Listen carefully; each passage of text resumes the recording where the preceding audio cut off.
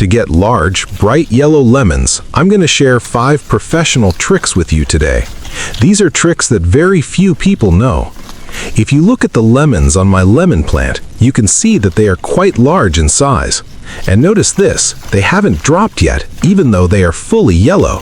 Normally, lemons drop at this stage, but these haven't. I'll explain the reason for that. Look at these lemons. They are big in size and are growing in clusters.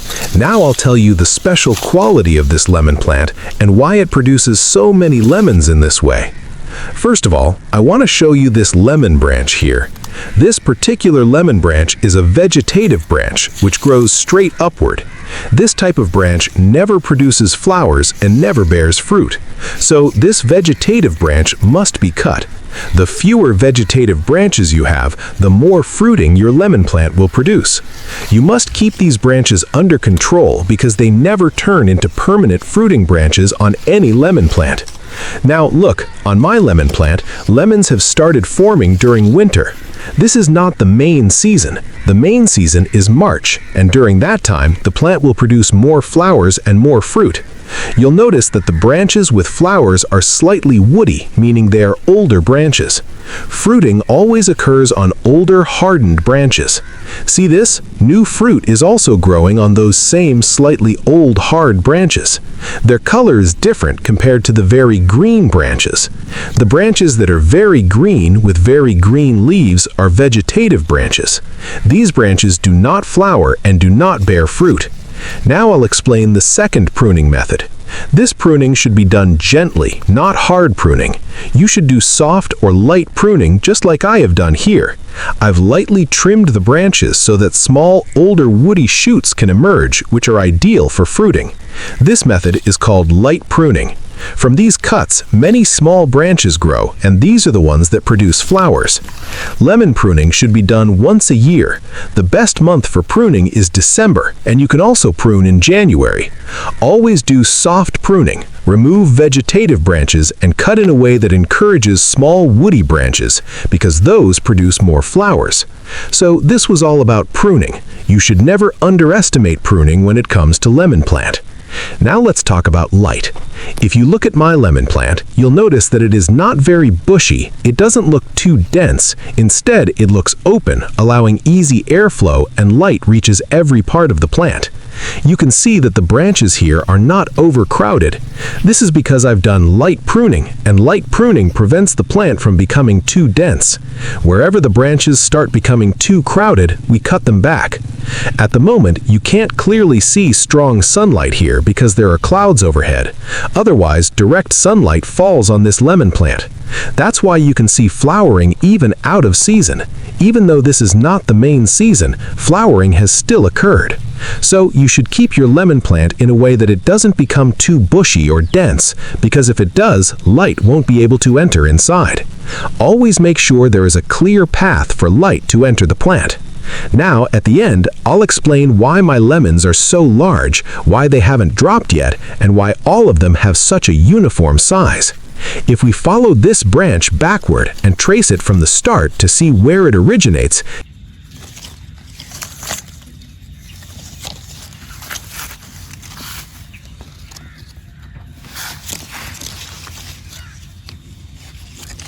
you'll notice something important. When I checked this branch, I found that it is connected at a point where you can see a mark. What is this mark called? This mark is called girdling, which I have done on my plant.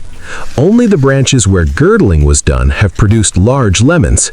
Look here, this branch has been girdled, and as a result, the lemon size is quite large.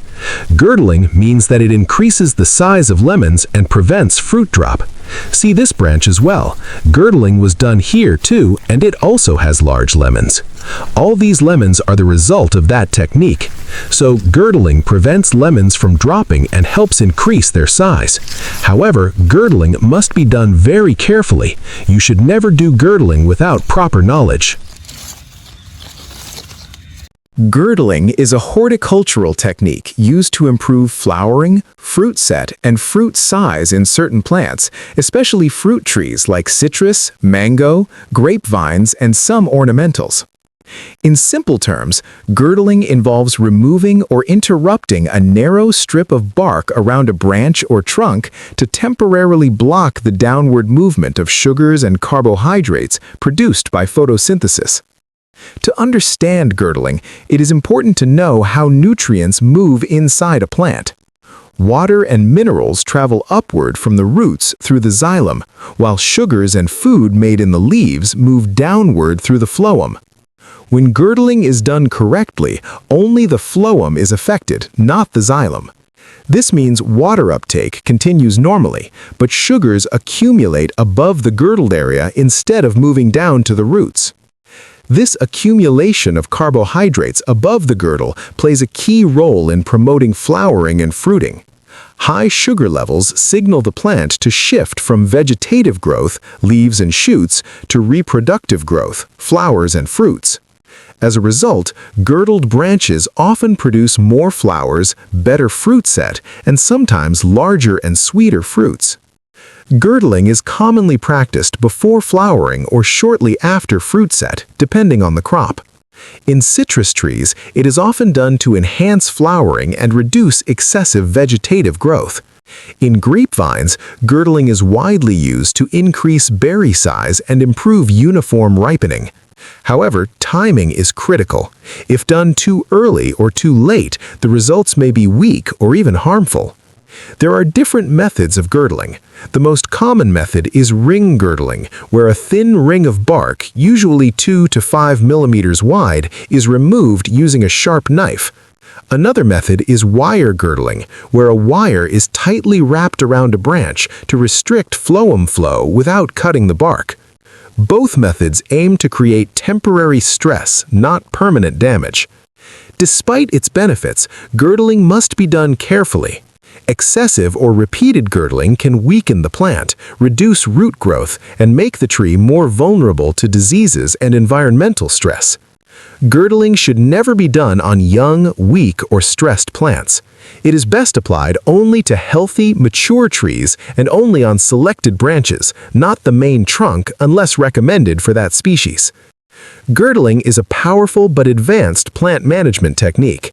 When used correctly, it can significantly improve flowering, fruit quality, and yield by redirecting the plant's energy towards reproduction. However, improper use can harm the plant. For best results, girdling should always be combined with proper nutrition, irrigation, and pruning practices. Wood ash is a natural byproduct of burning untreated wood and has been used in gardening for centuries. When applied correctly, wood ash can be beneficial for lemon plants, especially in soils that are acidic or low in certain minerals. However, its use requires care because improper application can harm the plant rather than help it. One of the main benefits of wood ash for lemon plants is its mineral content. Wood ash is rich in potassium, which plays a vital role in flower formation, fruit development, and overall plant strength. Potassium helps improve fruit size, enhances juice content, and supports better resistance against diseases and environmental stress. Wood ash also contains calcium, which improves soil structure, strengthens cell walls, and helps prevent certain nutrient imbalances. Small amounts of magnesium and trace elements are also present, contributing to healthier leaf growth. Another important property of wood ash is its alkaline nature. Lemon plants prefer slightly acidic to neutral soil, with an ideal pH range of about 5.5 to 6.5. If the soil is too acidic, nutrients like phosphorus and potassium become less available to the plant. In such cases, wood ash can help raise the soil pH gradually, making nutrients more accessible. This can result in better root activity, improved nutrient uptake, and healthier overall growth. Despite these benefits, wood ash must be used in moderation. Excessive application can raise soil pH too much, leading to alkaline soil conditions. In alkaline soil, lemon plants may suffer from nutrient deficiencies, especially iron deficiency, which causes yellowing of young leaves or chlorosis. This is a common problem in citrus plants grown in overly alkaline soils. The correct method of applying wood ash is crucial. Only ash from clean, untreated wood should be used. Ash from coal, painted wood, or chemically treated wood should never be applied to plants. Before application, the ash should be completely cool and dry. For a mature lemon plant, a small amount, about 1 to 2 tablespoons, can be sprinkled evenly around the drip line of the plant, not directly against the trunk. The ash should then be lightly mixed into the topsoil and followed by irrigation to help it settle into the soil. Wood ash should not be applied frequently. Applying it once or twice a year is usually sufficient. It should also not be combined with nitrogen fertilizers or organic manures at the same time, as the alkaline nature of ash can cause nitrogen loss through volatilization. Ideally, wood ash should be applied separately, with a gap of at least 2 to 3 weeks from other fertilizers. Wood ash can be a useful soil amendment for lemon plants when used carefully and in the right conditions. It can improve potassium levels, support fruiting, and help correct acidic soil. However, moderation, correct timing, and proper application are essential to avoid negative effects. When combined with balanced nutrition and good plant care, wood ash can contribute to healthier lemon plants and better fruit production. Water management plays a crucial role in the growth, flowering, and fruiting of lemon plants. While adequate water is essential for healthy development, controlled or slightly reduced watering, often referred to as regulated water stress, can be highly beneficial for lemon plants when applied correctly and at the right time.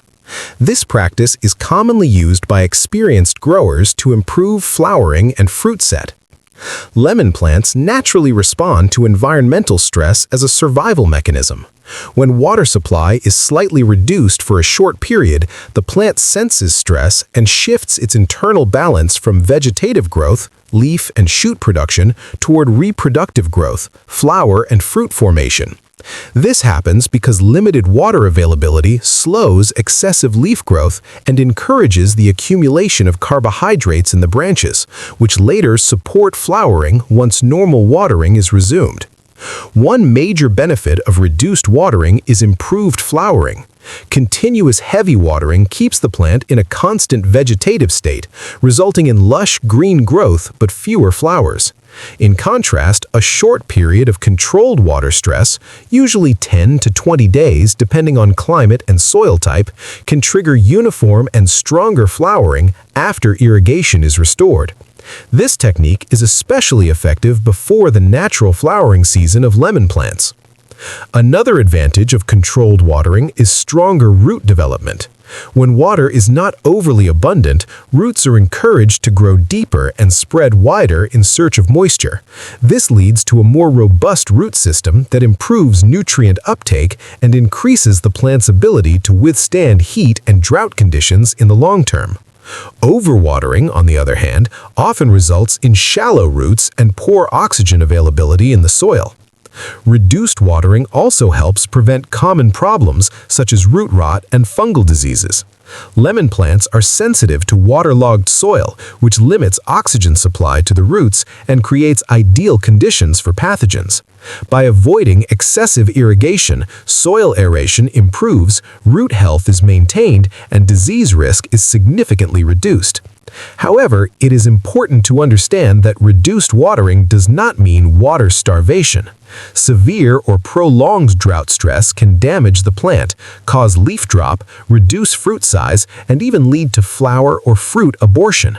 Signs of excessive stress include wilting during cooler parts of the day, leaf curling, and dull or yellowing foliage. Therefore, careful observation is essential. The best approach is controlled water stress followed by proper irrigation. Once the stress period ends, deep and thorough watering should be provided to rehydrate the plant and activate flowering. At this stage, applying balanced nutrients, especially phosphorus and potassium, can further enhance flower development and fruit set. So, giving less water to lemon plants in a controlled and strategic manner can be highly beneficial. It promotes better flowering, stronger roots, reduced disease risk, and improved overall plant balance. However, this technique must be applied carefully, considering climate, soil type, and plant health.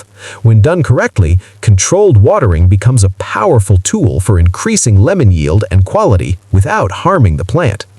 Growing a lemon plant is relatively easy if you understand its basic needs and provide consistent care. Lemon plants are hardy, fast-growing, and highly productive when grown in the right conditions. Whether planted in the ground or in a pot, a lemon plant can thrive and produce abundant fruit with simple and practical steps. The first and most important factor for growing lemon plants is sunlight. Lemon plants require at least 6 to 8 hours of direct sunlight daily. Sunlight helps in photosynthesis, strengthens branches, and improves flowering and fruit development. A plant grown in low light may look green, but will produce very few flowers and fruits. Always choose an open, sunny location with good air circulation. Soil quality is another key factor. Lemon plants prefer well-draining soil that is slightly acidic to neutral. Waterlogged or heavy clay soil can damage roots and cause diseases. A good soil mix should contain garden soil, compost, and sand to improve drainage. If growing in a pot, make sure the container has proper drainage holes to prevent excess water from collecting at the bottom. Watering should be done wisely. Lemon plants do not like constant overwatering. Water the plant deeply only when the topsoil feels dry to the touch. During hot weather, watering frequency may increase, while in cooler seasons it should be reduced. Controlled watering helps maintain healthy roots and prevents fungal problems. Nutrition is essential for steady growth and fruiting. Lemon plants need a balanced supply of nutrients, especially nitrogen for leaf growth, phosphorus for root and flower development, and potassium for fruit quality. Organic compost, well-rotted manure, or citrus-specific fertilizers can be used. Feeding the plant every 4 to 6 weeks during the growing season keeps it strong and productive. Pruning also plays an important role in easy lemon plant growth. Light pruning helps shape the plant, removes weak or diseased branches, and improves sunlight penetration. Always remove vertical water chutes and keep the center of the plant open for better airflow. Pruning should be done after harvesting or before the main growth season. Pest and disease control should not be ignored. Regularly inspect the plant for aphids, mites, or leaf miners. Early detection allows easy control using neem oil or mild organic sprays. Keeping the plant healthy naturally reduces pest attacks. Finally, patience and consistency are key. Lemon plants may take time to adjust, especially when young, but with regular care, they reward you with fresh, aromatic lemons for many years. If you found this guide helpful and want more simple tips on growing healthy plants and increasing fruit production, don't forget to subscribe to the channel for more useful videos like this.